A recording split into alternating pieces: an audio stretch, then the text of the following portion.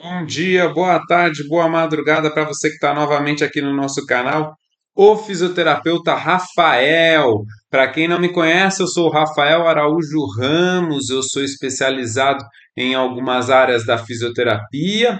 Apresentei aqui para vocês na última aula a aula um do sistema musculoesquelético sobre ossos. Hoje a gente vai para a aula 2 que vai focar em músculos. É uma aula extremamente interessante, importante, sobretudo para os estudantes de fisioterapia. Um abraço para minha colega e futura fisioterapeuta Natália, para o meu colega também Lucas Queiroz, que deixaram comentários aí nas últimas apresentações e que pediram até um conteúdo desse. Esse conteúdo é para vocês e para todo o público que necessitar dessa ajuda. E vamos juntos nessa segunda aula que vai ser muito importante. Vai valer o print de várias das telas, vão ter atividades para vocês fazerem e que com certeza vale o like, a sua inscrição no canal e o compartilhamento nos seus grupos de WhatsApp da faculdade principalmente. Então, hoje eu vou falar um pouquinho primeiro sobre a importância da gente valorizar o nosso toque ao paciente. E quando você vai estudar essa parte toda de anatomia, você tem essa necessidade de conseguir identificar estruturas, mas também você está, sobretudo, tocando um paciente lá na frente. Vocês vão passar por matérias de terapia manual, por várias questões e até os próprios atendimentos no futuro que vão requerer essa sensibilidade e que vocês consigam visualizar que as suas mãos são instrumentos físicos, mas também de troca de energias, de troca de sentimentos e de conhecimento entre você e o seu paciente. Então, mantenha as unhas bem feitas, cuidado com as tonalidades de esmalte, usem hidratante, não é besteira, não é frescura. E, se possível, aqueça suas mãos antes de tocar os pacientes. Eu falo isso por experiência própria também, porque até chegar à faculdade eu tinha aquele mau hábito de roer unhas.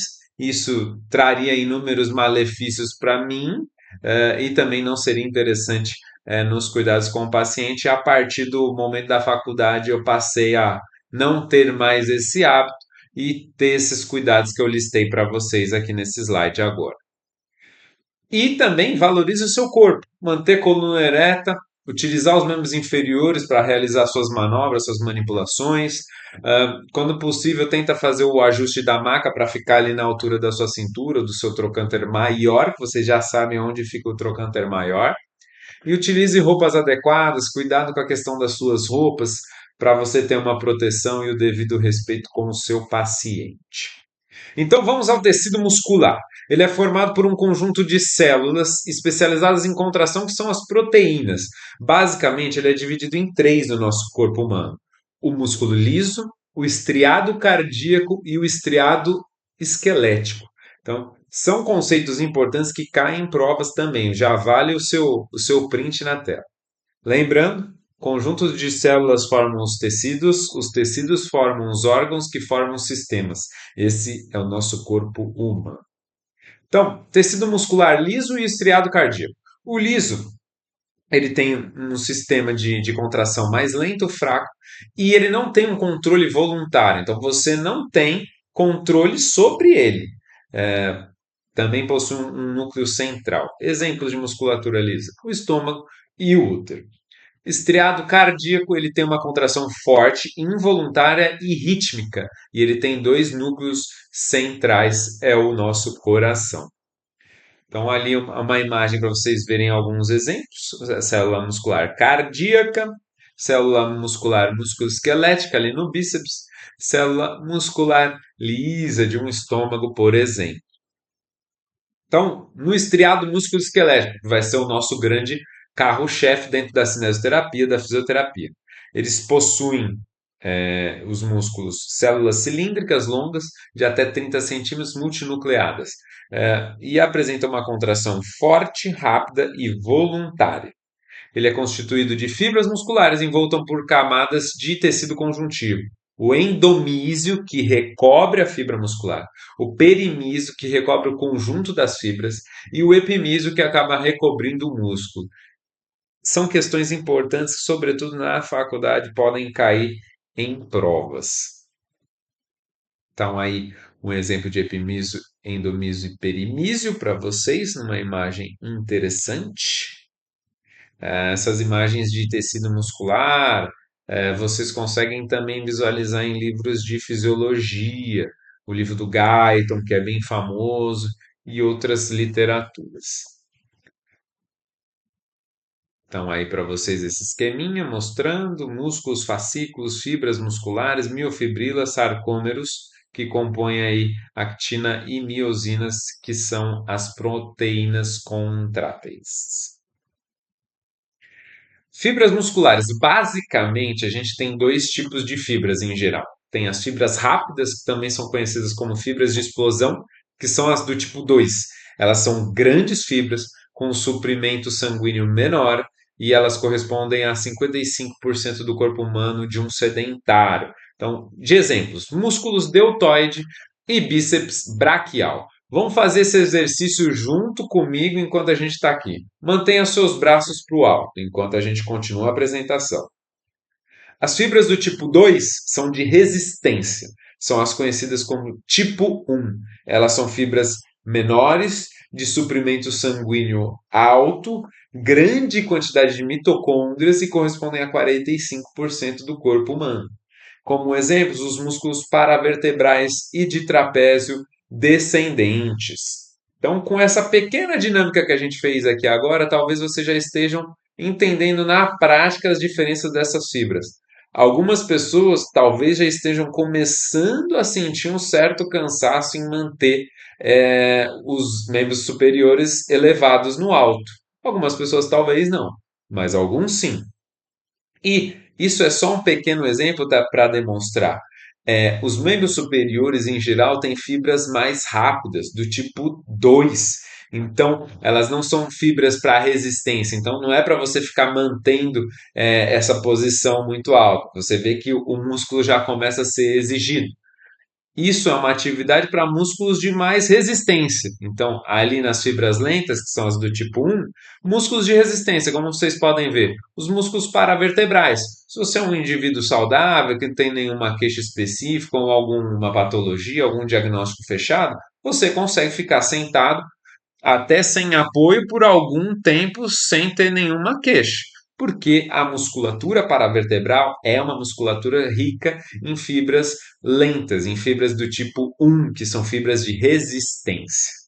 Um pequeno exemplo para vocês. Assim como você pode olhar alguns esportes e verificar que isso também acontece. Maratonistas, né, acabam utilizando várias musculaturas, mas vamos pensar na musculatura de membro inferior, musculaturas bem desenvolvidas nos aspectos de resistência muscular em casos de maratonistas. Já atletas de 100 metros, vocês vão imaginar, eles precisam literalmente de explosão. Então, as fibras musculares dele e o biotipo deles é totalmente mais desenvolvido para essa prática que precisa de explosão, de velocidade em um curto espaço de tempo. Eles já têm fibras musculares de membros inferiores mais desenvolvidas no tipo 2. Vale o print na tela, porque essa questão também costuma cair em provas. A fáscia muscular. O que é a fáscia muscular? Muita gente tem essa dúvida. É um tecido fibroso e delgado, fino, né? Delgado é fino, que recobre os músculos do corpo inteiro. Se a gente fizer uma comparação com um pedaço de carne, uma picanha, por exemplo, você tem alguns tecidos ali na carne entremeadas e que recobrem ela, vocês verificam que é uma película fina, um tecido mais fino, transparente. Não estou falando da parte muscular, tem na parte de gordura, perdão, mas na parte mais fininha mesmo, transparente. Aquilo lá é uma fáscia e recobre várias partes da peça de picanha, porque às vezes vai ter mais de uma musculatura envolvida, enfim. Se vocês observarem, é, a musculatura todas as musculaturas têm um recobrimento de fáscia, e se você analisar num pedaço de carne, depois vocês forem analisar algumas peças, mesmo nos níveis de anatomia, vocês vão ver que tem uma película fina ali, meio transparente, esbranquiçada às vezes, que recobre as musculaturas. Então, vocês podem ver a fáscia também na fáscia plantar. Ventre e tendão muscular. Isso é um conceito importante para a gente saber. O músculo é dividido. Você tem nas extremidades os tendões, que se ligam aos ossos, e o ventre no centro. O ventre é a parte contrátil. O tendão não tem capacidade de contração. Um músculo, então, sempre se origina e se insere no osso. Isso é importante você ter na cabeça e lembrar quando você for estudar origem e inserção. Ele sempre vai se originar e se inserir em um músculo de forma geral. Então, o sistema muscular, a gente tem mais de 600 músculos no corpo humano. E eles diferem em forma e tamanho conforme a função que cada um deles exerce. Eles são ligados diretamente aos ossos, eles relaxam e contraem. E o sobretudo, principal função, produção de movimento. Então, exemplo, andar, correr, sentar, virar o rosto, mastigar, sorrir, continência urinária e fecal, tudo isso é controlado também por músculos.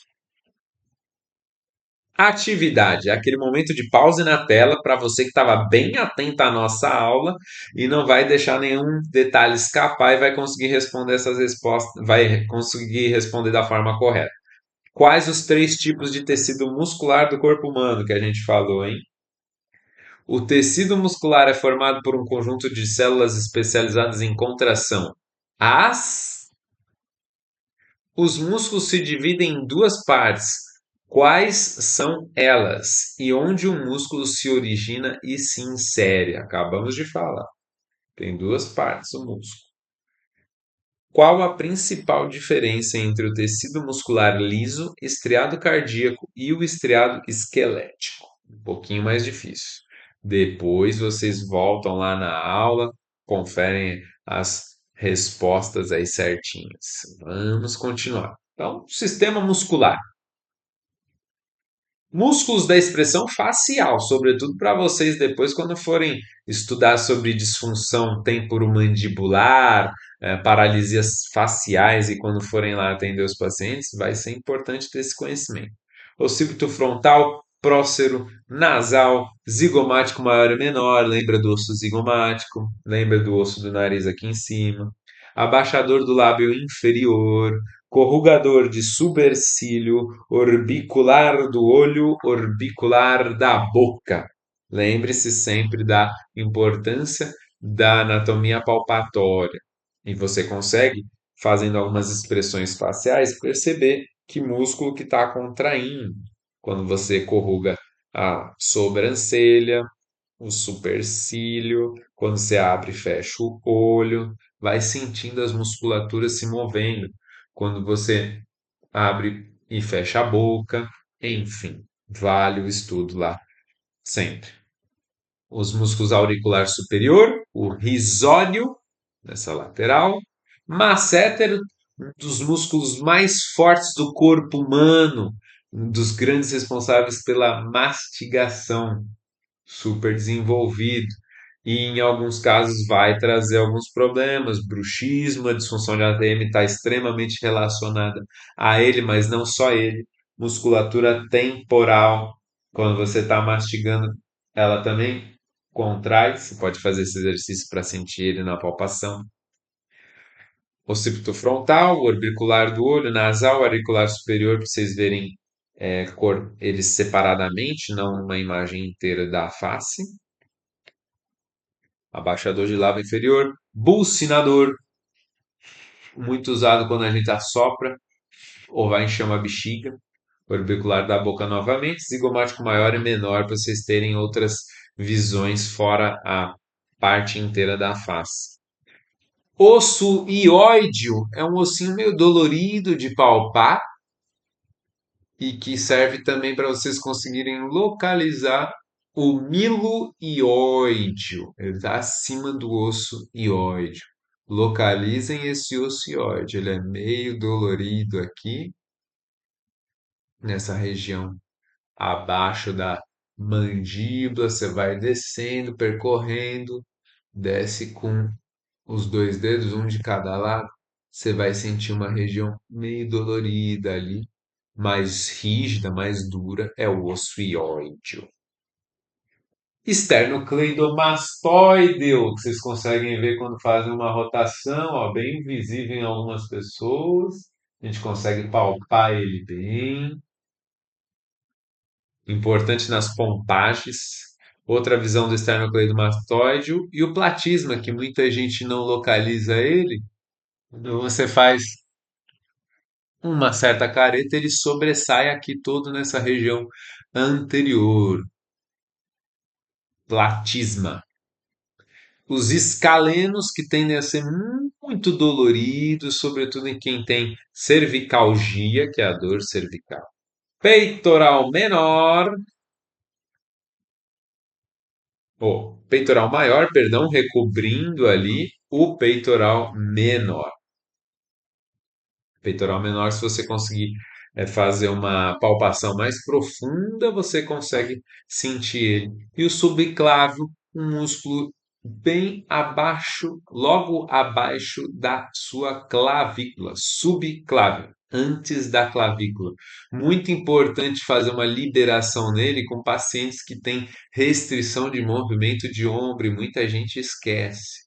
Subclávio, faça uma liberação no seu subclávio, avalie como é que está o subclávio do seu paciente que está com déficit ainda de ADM terminal, sobretudo. Os músculos do tórax, os intercostais externos e internos. O diafragma, extremamente importante. Os músculos do abdômen, o oblíquo externo, mais para fora, logicamente, o oblíquo interno, o reto do abdômen, que tem os gominhos, e o transverso do abdômen, muito importante na ativação de musculatura profunda, continência urinária e fecal.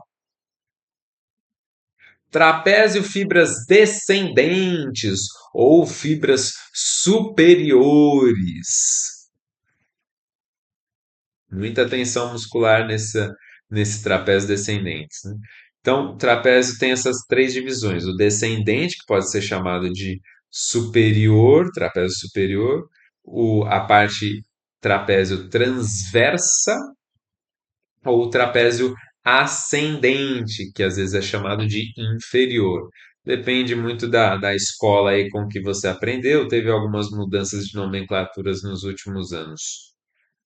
O latíssimo do dorso, que também era conhecido, é ainda conhecido por algumas pessoas como grande dorsal, mas é a mesma musculatura. Os romboides maior e menor. Levantador de escápula, olha aí a proximidades deles. Lembrem de estudar origem e inserção depois. Os músculos do dorso, os músculos do membro superior na vista anterior. Então a gente tem os deltoides. Os deltoides têm as divisões deles, lembrem-se, né? A gente tem as fibras claviculares, as fibras acromiais e as fibras espinais do deltoide, dividido em três partes.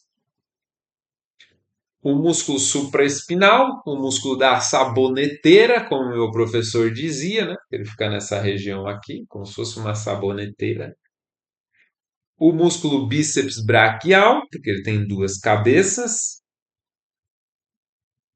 Então, a gente vê aí, olha lá, passando um dos cabos do bíceps, da cabeça longa, que vocês estão vendo, entre dois acidentes ósseos que a gente estudou na última aula, que são os tubérculos maior e menor do úmero. Ele passa no sulco intertubercular, o bíceps braquial. Os flexores de punho, numa vista anterior, vista anatômica. Os músculos na região posterior do membro superior. A gente vê o tríceps braquial, que tem três cabeças.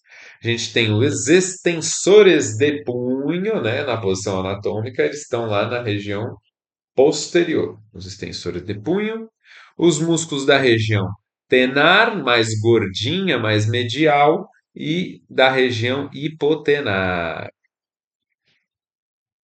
Ou, perdão, na posição anatômica, a região tenar seria uma região mais lateral, a região hipotenar seria na região medial, se você considerar a posição anatômica. Os interósseos palmares, os interósseos dorsais, músculos do assoalho pélvico, sobretudo para quem tem interesse na área de fisioterapia pélvica, saúde da mulher, saúde do homem, uroginecologia, que também são conhecidas como, mas também para problemas de coluna é importante ter um conhecimento importante do assoalho pélvico. Todo fisioterapeuta precisa ter alguma noção básica. Os músculos do membro inferior, que aí a gente vai ter o grande, que eu gosto sempre de falar, que é o monstro do bem, que é o quadríceps femoral, uma capacidade absurda de força, de gerar torque, em que a gente tem reto femoral, vastus medial lateral e tem o embaixo do reto femoral, que é o vasto intermédio dos músculos principais, vocês vão mais estudar e mais trabalhar na rotina do dia a dia com os pacientes ortopédicos. Os adutores, que são vários, vale estudar bem as suas cartilhas de suas apostilas de origem e inserção. O vasto intermédio, glúteo máximo, mas estudem depois os outros glúteos, o glúteo médio, o glúteo mínimo, se aprofundem ainda mais nos estudos. Semitendíneo, semimembranáceo, bíceps femoral, importantes, eles formam os isquiotibiais, famosos posteriores de coxa, que os leigos chamam dessa forma. Guardar a origem e inserção desses músculos, hein? Os músculos de perna, então a gente tem o tibial anterior como um dos principais aí dorsiflexores com inversão associada, o extensor longo dos dedos, que é muito importante também. Nas laterais a gente tem fibular longo, fibular curto, fibular terceiro. Estudem. Gastrocnêmios medial e lateral, que antigamente eram conhecidos como gêmeos, até alguns aparelhos na academia falam os gêmeos. Vamos trabalhar os gêmeos, que são esses músculos, né? O poplíteo, que é um músculo posterior ali na região poplítea do joelho. Muito interessante você avaliar a tensão dessa musculatura com pacientes que estão com dificuldade em ganhar flexão de joelho, mas também é importante você estar atento se ele não está com um cisto sinovial, pode ser um diagnóstico diferencial importante. Paciente que não está conseguindo melhora, você já fez inúmeras possibilidades de tratamento, avaliou também poplíteo, não está tendo, às vezes ele tem um cisto de Baker que não foi investigado. E aquele cisto, quando tiver num período de agudização do quadro dele e ganho de volume, de líquido interior, o paciente vai ficar com muita dor. Os músculos do membro inferior, da planta do pé. Aí, um exemplinho aí da fascite plantar, que é cada vez mais comum. Os músculos do pé são vários, são muito importantes, têm inúmeras funções e tem uma face plantar que recobre e que vira e mexe, dá muito problema e a gente vai abordar esses casos durante os seus estágios e na carreira, com certeza você vai encontrar no caminho. Os intrínsecos dos dedos do pé, os interósseos dorsais e todas essas musculaturas que a gente estudou aqui são uma pincelada importante para a tua formação como estudante e fisioterapeuta. Vale o aprimoramento, vale. Vocês viram que ali tinham alguns músculos que a gente não aprofundou, mas olhem os adutores, tem mais de um adutor. Vocês viram aí os fibulares, não tem só o fibular longo. Tem algumas imagens que a gente selecionou que dão para visualizar bem, algumas que eu tinha disponíveis não conseguia visualizar. E já para dar essa atenção para vocês, estudem os outros fibulares, fiquem atentos com essas funções musculares. Conforme vocês têm muita informação nesse início, fica meio difícil, né, você conciliar, tem a parte da anatomia e eu tenho que estudar origem, inserção, ação, inervação. Mas quando você captar já primeiro de cara essa parte anatômica, as outras questões vão vindo junto, vão vindo em seguida de forma mais natural. Mas a primeira tarefa de vocês é conseguir memorizar essas musculaturas, saber o nome, saber onde elas estão, treinar os movimentos, que aí você já vai conseguindo associar. Ah, o bíceps ele faz uma flexão. Ah, mas ele também faz uma prono e uma supino quando o meu cotovelo está em flexão. Então, não é só a flexão de antebraço. Então, você vai associando e vai aprendendo. As aulas de cinésio vão acabar agregando e auxiliando nesse conhecimento. É que são muitas informações ao mesmo tempo, mas vão estudando aos poucos. Peguem essa aula, repitam ela várias vezes. Nos prints de tela, vocês fiquem atentos para ficar sempre observando, que vai ser algo que vai agregar muito para a formação de vocês. Se vocês acham que esse conteúdo ajudou, se inscreve no canal, compartilha com seus colegas de grupos aí de faculdade, curte o vídeo e não deixa de ficar acompanhando o nosso trabalho aqui, tanto para você que é estudante, fisioterapeuta, que está numa pós-graduação, que tem um paciente, a gente tem playlists aqui voltadas para pacientes da área de ortopedia, da área de saúde da mulher, a gente tem inúmeros vídeos aqui no canal. Obrigado por vocês terem ficado até aqui, até uma próxima videoaula. Tchau, tchau.